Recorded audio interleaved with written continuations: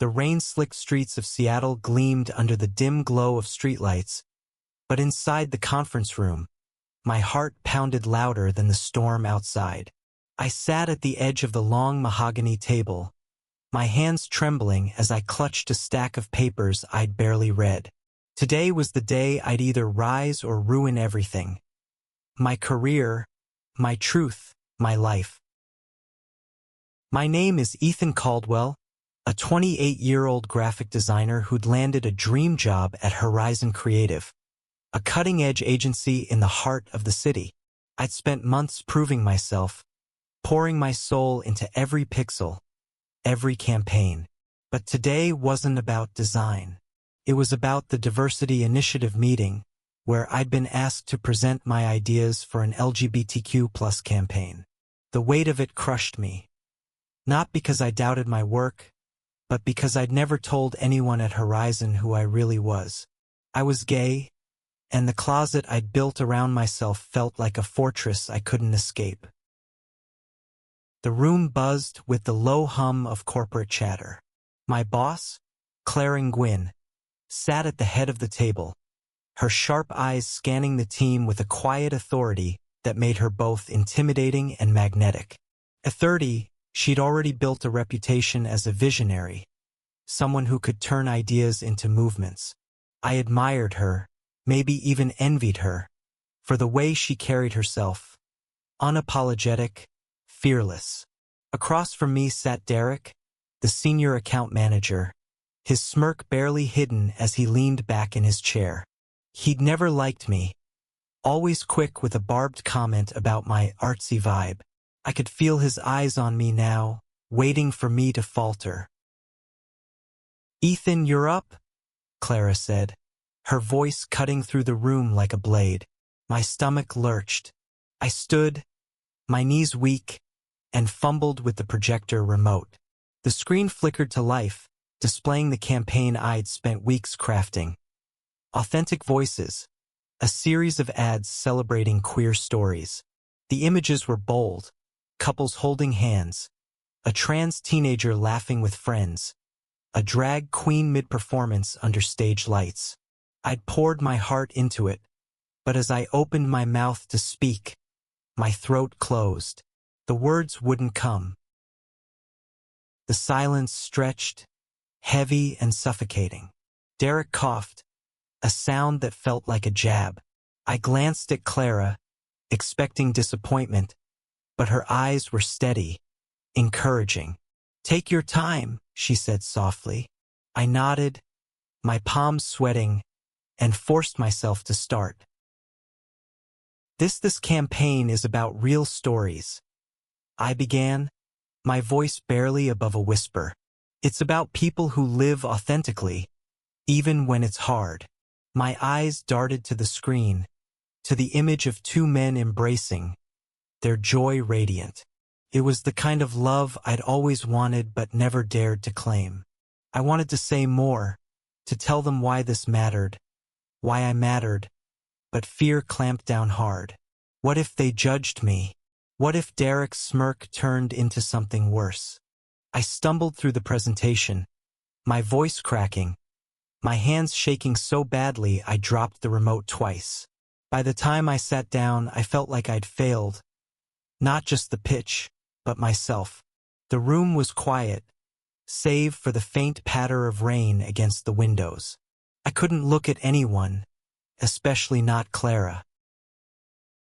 Then Derek spoke, his tone dripping with condescension. "It's bold, I'll give you that. But is this really our brand? I mean, it's a bit niche, don't you think?" He leaned forward, his eyes glinting. "Not everyone's going to connect with this." My chest tightened. I wanted to argue, to tell him he was wrong, but my tongue felt like lead. Before I could sink further into shame, Clara's voice cut through the tension. "Actually, Derek," she said, her tone calm but steely, "this is exactly what our brand needs. Authenticity isn't niche, it's universal." She turned to me, her gaze unwavering. "Ethan, you're the bravest person in this room for bringing this forward. Don't let anyone tell you otherwise. Her words hit me like a wave, warm and overwhelming. I wanted to believe her, but the fear still lingered, a shadow I couldn't shake. As the meeting ended and the team filed out, Clara lingered, motioning for me to stay. "Let's grab coffee," she said, her smile soft but firm. "We need to talk." The cafe down the street was a haven of warmth, its wooden tables and soft jazz a stark contrast to the sterile conference room. Clara ordered a latte. I got a black coffee, mostly to have something to grip. We sat by the window, the city's pulse just beyond the glass. I waited for her to speak, bracing for a lecture or, worse, pity. "Ethan," she started, her voice gentle but direct. "You were terrified up there, but you still did it. That's not weakness, that's strength." She leaned forward, her dark eyes searching mine. "Why didn't you tell me this campaign was personal for you?" I froze, the question slicing through me. I didn't want it to change how you saw me," I admitted, my voice barely audible. "I didn't want to be the gay designer. I just wanted to be good." Clara's expression softened. "You are good, and you don't have to hide who you are to prove it. Not with me, not with anyone." She reached across the table, her hand resting lightly on mine. "I meant what I said. You're brave. Braver than most." Her words stirred something in me. A spark of hope, fragile but real. For the first time, I wondered if I could stop hiding. But the weight of years spent in silence, of family dinners where I dodged questions about girlfriends, of nights alone wondering if I'd ever be enough, it didn't vanish so easily. Clara seemed to sense it, her hand lingering a moment longer before she pulled back. "Tell me about the campaign," she said, shifting gears. "Not the pitch, the heart of it. Why does it matter to you?" I took a deep breath, the coffee's warmth grounding me. "It's about people like me," I said, the words spilling out before I could stop them. "People who feel like they have to choose between being themselves and being accepted. I grew up in a small town, Clara. My parents, they're good people, but they don't understand. I've spent my whole life pretending, and I'm tired. This campaign, it's what I wish I'd seen growing up. Something that says you don't have to hide to be loved." She listened, her eyes never leaving mine, and when I finished, she nodded. "Then we're going to make this happen," she said. "Not just for the company, but for you, for everyone who needs to hear it." As we left the cafe, the rain had stopped, and the city felt brighter, like it was holding its breath for something new. I didn't know it then, but that conversation was the first step toward a reckoning. One that would test my courage, my heart, and the people around me. The next few weeks at Horizon were a whirlwind. Clara greenlit the Authentic Voices campaign, and suddenly, I was at the center of it all. Meetings with clients, brainstorming sessions, late nights sketching concepts. But with every step forward, the fear in my gut grew heavier. The campaign wasn't just a project anymore. It was a mirror, reflecting parts of me I'd kept hidden for years. Every design, every story we chose, felt like a piece of my soul laid bare. Clara was relentless in her support, but she wasn't soft. She pushed me to refine the campaign, to dig deeper into what made it authentic. "Don't just make it pretty," she'd say, her pen tapping the desk. "Make it real." Her belief in me was a lifeline, but it also terrified me. What if I let her down? What if I let myself down? Outside the office, I was unraveling. I'd moved to Seattle to escape the suffocating expectations of my hometown in rural Oregon. But the distance didn't erase the voices in my head. My father's gruff, "Toughen up." My mother's worried glances when I didn't bring a girl home. I'd built a life here, a small apartment in Capitol Hill, a few friends who didn't ask too many questions. But I was still alone, still guarding a truth I wasn't sure I could share. One evening, after a long day at the office, I met up with Javier, a friend from my art school days. He was one of the few people who knew I was gay, a flamboyant painter with a laugh that could fill a room.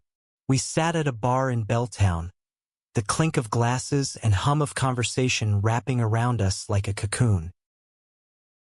"You're doing this big queer campaign, and you're still hiding?" Javier asked, his brow raised as he sipped his margarita. "Ethan, come on. You're out here making art for the community, but you're not even living in it." I stared into my beer, the bubbles rising like my unease. "It's not that simple," I muttered. "Work's different. If I come out, people like Derek will." "Will what?" "Be a jerk." Javier cut me off, his voice sharp but kind. "They're already jerks.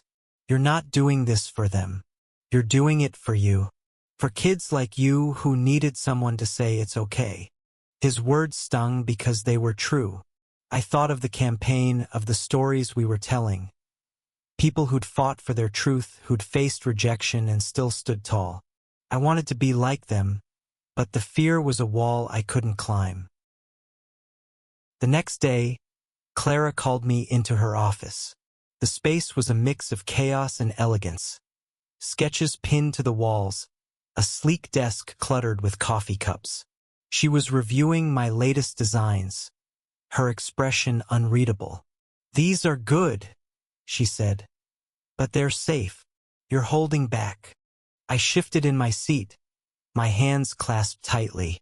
"I'm trying," I said, but it sounded weak even to me. She leaned back, her gaze piercing. "I don't want trying, Ethan. I want you, the real you. This campaign needs your heart, not just your talent." She paused, her voice softening. "What's stopping you?" I wanted to tell her. The words were there, clawing at my throat, but I couldn't let them out.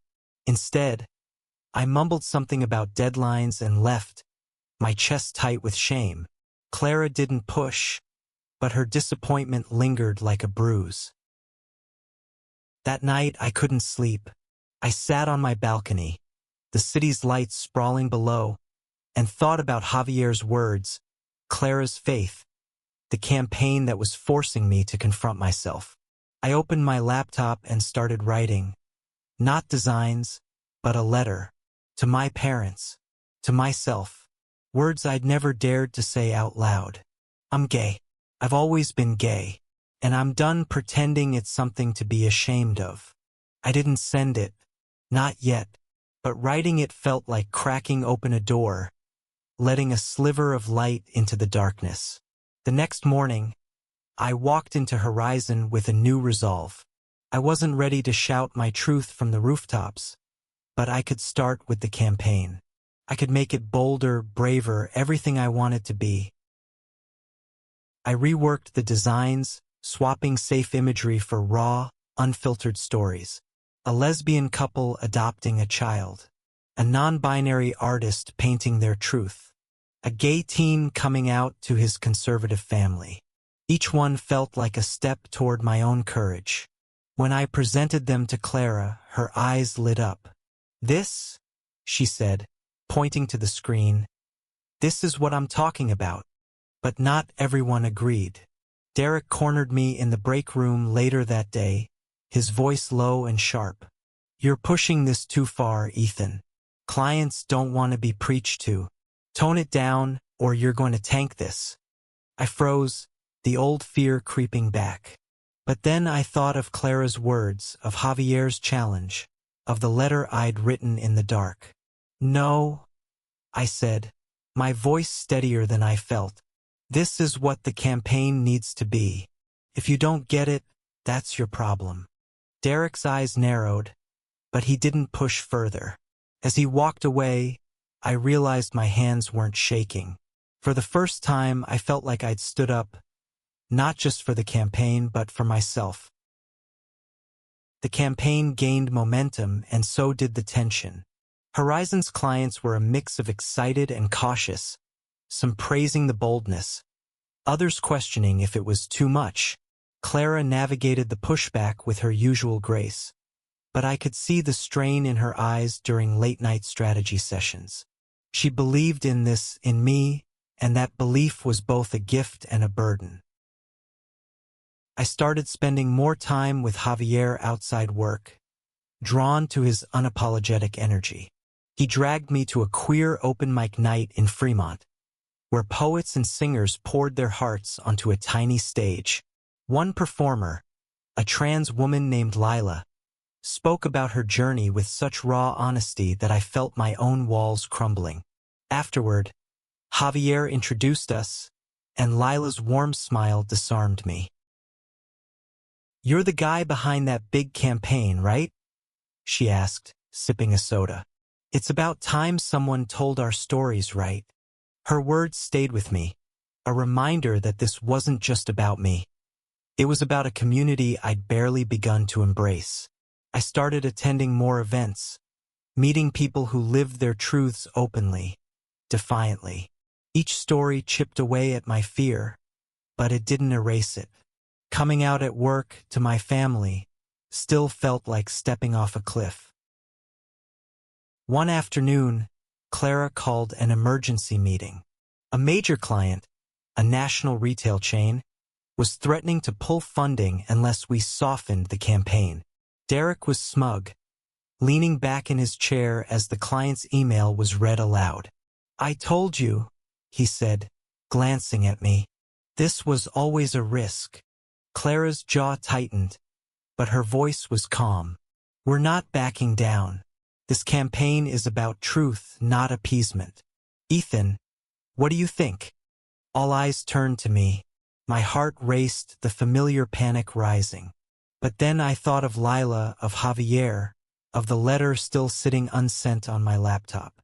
"We keep going," I said, my voice firm. "If they don't want to be part of this, they're not the right client." A few team members nodded, but Derek scoffed. "Easy for you to say. You're not the one dealing with the fallout." Clara cut him off. "Enough. Ethan's right. We're doing this because it matters. If we lose one client, we'll find others who believe in us." The meeting ended, but the tension lingered. Later, Clara found me in the hallway. "You spoke up," she said, a proud smile tugging at her lips. "That's new." I shrugged, my cheeks warm. "I'm trying," I said again, but this time it felt truer. She nodded like she understood more than I was saying. That night, I went to another open mic, this time with a purpose. I'd written a poem, something raw and messy about hiding, about wanting to be seen. When I took the stage, my hands shook, but I read it anyway, my voice cracking but growing stronger with each line. The crowd clapped, some with tears in their eyes, and Javier hugged me so tightly I could barely breathe. "You did it, man," he whispered. "You're starting to live." The next day, I brought that energy to work. I pitched a new idea for the campaign. A short film featuring real people, not actors, sharing their stories. Clara loved it, and we spent hours mapping it out, our excitement feeding off each other. For the first time, I felt like I belonged, not just at Horizon, but in my own skin. But the client's threat wasn't empty. By the end of the week, they'd pulled out, and whispers of budget cuts started circling. Derek wasted no time pointing fingers, and I felt the weight of it all over again. Had I pushed too hard? Was this my fault? Clara called me into her office again, her expression serious. "This isn't on you," she said, reading my thoughts. "This is on them. We're gonna keep going, Ethan. But I need you to trust me. And trust yourself." I nodded, but doubt gnawed at me. The campaign was moving forward, but the cost was becoming clearer. And deep down, I knew the real test was still coming, not just for the campaign, but for me.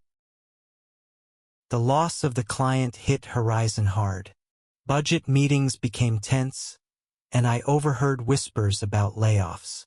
Derek's barbs grew sharper, and even some of the team members who'd supported the campaign started to waver. I felt like I was carrying a boulder, each step heavier than the last. But Clara never faltered. She rallied the team, secured a smaller client to keep us afloat, and pushed us to focus on the film. We shot it over a weekend in a community center in Tacoma, the air thick with nervous energy. The participants, Lila, a gay couple named Marcus and Sam, a non-binary teen named Riley, were electric, their stories raw and powerful. I directed the shoot, my hands steady for once, guided by their courage. When Lila spoke about finding her name, her voice broke, and I felt tears prick my eyes. This was what the campaign was for, not just visibility but healing. Back at the office, we edited the film, and I poured everything into it. Clara worked alongside me, late nights blurring into early mornings. One night, as we reviewed a rough cut, she turned to me, her eyes tired but bright. "This is going to change things, Ethan. Not just for Horizon, but for you." I wanted to believe her, but the fear was still there, a constant shadow. The film was set to premiere at a local gala, a high-profile event with media and industry leaders. Clara insisted I introduce it, and the thought made my stomach churn. Standing in front of a crowd, claiming this work as mine, it felt like coming out all over again. The night of the gala arrived, and the venue, a sleek ballroom in downtown Seattle, was packed. I wore a suit that felt too tight, my nerves fraying as I scanned the crowd. Javier was there, grinning from the front row, and Lila gave me a thumbs up from across the room. Clara stood beside me, radiant in a navy dress, her presence a steady anchor. When the moment came, I stepped onto the stage, the spotlight blinding. My hands shook, but I gripped the podium and started speaking. "This film, it's about truth," I said, my voice wobbling. "It's about people who fought to be seen, to be loved, for who they are. I know what that fight feels like." The words slipped out before I could stop them, and the room went quiet. I froze, realizing what I'd just admitted. My heart pounded, but then I saw Clara in the crowd, her eyes shining with pride. I kept going, telling the story of the campaign, of the people who'd inspired it. When the film played, the room erupted in applause, and I felt something shift inside me. A weight lifting, just a little. Afterward, people swarmed me, offering congratulations, asking questions. I was overwhelmed, but Javier pulled me into a hug, whispering, "You did it, Ethan. You're out, and you're okay." Clara found me later, her smile soft. "You were incredible up there," she said. "I knew you had it in you." I wanted to tell her everything, about the letter, the fear, the hope, but all I managed was, "Thank you for believing in me." She squeezed my arm. "Always." The gala was a success, and the film went viral online, shared by activists and influencers. Horizon's phones were ringing off the hook with new clients, and the budget crisis eased. But for me, the real victory was personal. I'd taken a step I couldn't take back, and for the first time, I didn't want to. The weeks after the gala were a blur of interviews, meetings, and newfound confidence. The campaign was a hit, and Horizon was thriving. But the personal fallout was just beginning. I hadn't planned to come out so publicly, and now the world knew, or at least Seattle's creative scene did. My phone buzzed with messages, some supportive, others curious, a few cruel. I ignored the last ones, but they still stung. At work, Derek's attitude shifted. He was quieter, less hostile, but I could tell he was watching me, waiting for a misstep. The rest of the team was supportive, some even sharing their own stories. One designer, Mia, told me about her trans brother, and we bonded over coffee, swapping stories of family and fear. It felt good to connect, but it also made me realize how much I'd been holding back. The hardest part was my family. I hadn't spoken to my parents since the gala, but the letter I'd written months ago was still on my laptop, a ticking bomb. Javier pushed me to send it, but every time I opened it, my hands shook. What if they rejected me? What if I lost them for good? One evening, Clara invited me to dinner at her apartment, a cozy loft in Queen Anne. It was just the two of us, a rare moment of quiet. Over pasta and wine, she opened up about her own life, growing up as a Vietnamese American, fighting to be taken seriously in a male-dominated industry. "I know what it's like to feel like you don't belong," she said. "But you find your people, Ethan. You build your family." Her words gave me the courage I needed. That night, I sent the letter. It was simple, raw, and honest. "Mom, Dad, I'm gay. I've been scared to tell you because I love you, and I don't want to lose you. But I can't hide anymore. I hope you can still love me."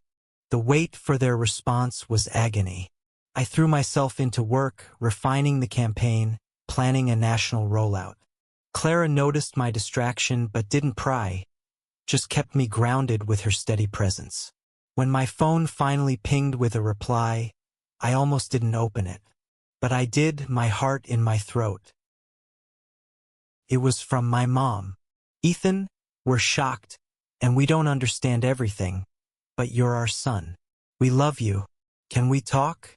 Tears blurred my vision as I read it again and again. It wasn't perfect, but it was a start.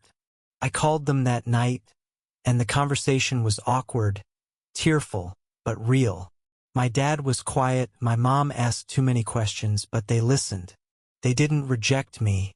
For the first time in years, I felt like I could breathe. At work, the campaign was expanding, and Clara gave me more responsibility, trusting me to lead. Derek tried to undermine me once, but Clara shut him down so fast he didn't try again. I was finding my voice, not just in the campaign, but in every part of my life. Months later, Authentic Voices was more than a campaign, it was a movement. It won awards, sparked conversations, and changed lives. I got letters from people who'd seen the film, kids who said it gave them hope, adults who said it helped them come out. Each one felt like a piece of my own healing. I was different now, too. I moved out of my small apartment and into a shared house with Javier and Lila. A chaotic, joyful space filled with art and laughter. I visited my parents in Oregon, and though it was still awkward, we were trying. My dad even hugged me before I left, a small gesture that meant everything. At Horizon, I was no longer just the graphic designer. I was a leader, someone Clara trusted to shape the company's future. Derek left for another agency, and the team felt lighter without his shadow. Clara and I grew closer, not just as colleagues but as friends. She was my rock, the one who'd seen my courage before I did. One spring evening, we unveiled a new phase of the campaign at a community event in Pioneer Square.